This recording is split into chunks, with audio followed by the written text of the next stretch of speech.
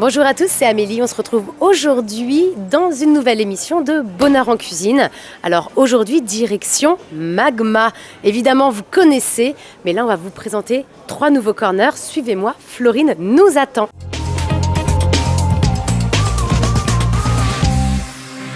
Bonjour. Bonjour. On est un petit peu chez toi ici, dis-moi. Totalement. Là, on est devant Parvana. C'est le corner Asie centrale. D'accord. C'est un corner qui est évolutif. D'accord.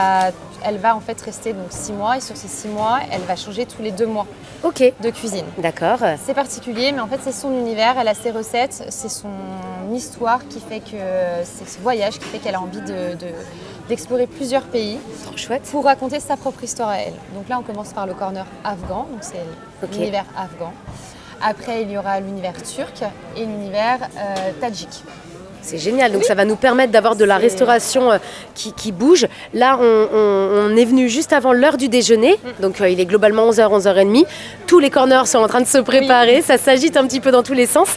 Et là, on a eu la chance de pouvoir voir un de ces plats. Et en effet, tout est fait à la main. Enfin, c'est un travail en plus de minutie. Elle découpe tout, elle roule je ne sais quel plat. C'était la Dame de Lune, il me semble. Ouais. Aikanum, c'est un plat qu'elle réalise entièrement à la main, la farce, la pâte, et elle est toute seule. Elle vient d'être accompagnée aujourd'hui, mais ça fait 2 semaines qu'elle est toute seule. Et qu'elle fait tout. 2 semaines? Oui, toute seule. Exceptionnel. Il faut absolument que vous goûtiez ça. Cuisine ukrainienne. On nous dévoile un petit peu la carte, elle se met en place aujourd'hui. Ouais. Dis-nous tout, qu'est-ce qu'on retrouve dans cette cuisine? Alors c'est une cuisine pesco-végétarienne. Pesco-végétarienne. Pesco-végétarienne. Okay. La cuisine ukrainienne, c'est une cuisine qui réchauffe, c'est une cuisine de famille. D'accord. On a beaucoup de légumes, évidemment pesco-végétarien.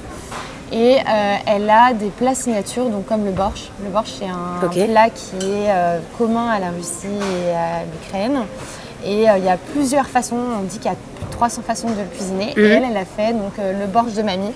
C'est un peu sa Madeleine de Proust, donc elle retrouve les ingrédients de sa grand-mère, les saveurs, l'histoire de son pays, parce qu'elle est partie il y a 1 an et demi de son pays. D'accord. Elle vient d'arriver en France et elle a la volonté de réussiir dans l'entrepreneuriat. Donc au GAD, c'est ça, c'est la force en fait. C'est sa première aventure en fait. Sa première aventure, oui. C'est un peu ça d'ailleurs Magma. Là. Tu viens de me raconter l'histoire un petit peu avant.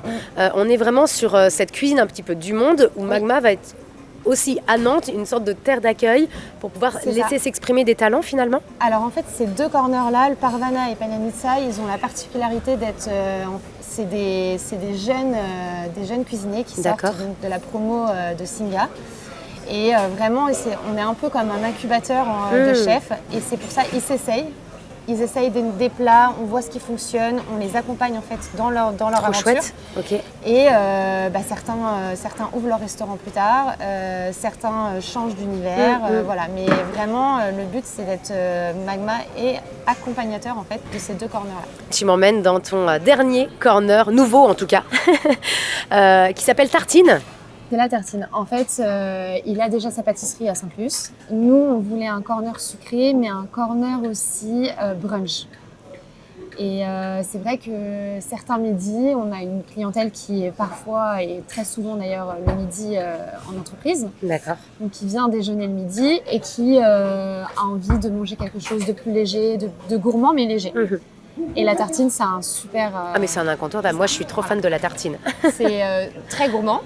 Mais c'est léger aussi, donc on a une clientèle qui est différente sur ce corner-là et on la retrouve aussi le dimanche pour les brunchs. Ah oui, exactement. Hyper intéressant, donc elle a cette formule brunch viennoiserie, donc qui sont incroyables, on les connaît.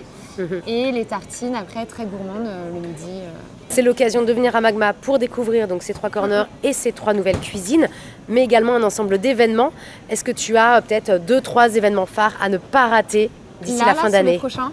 Ouais. On a le 3 novembre, donc Dia de Muertos qui arrive.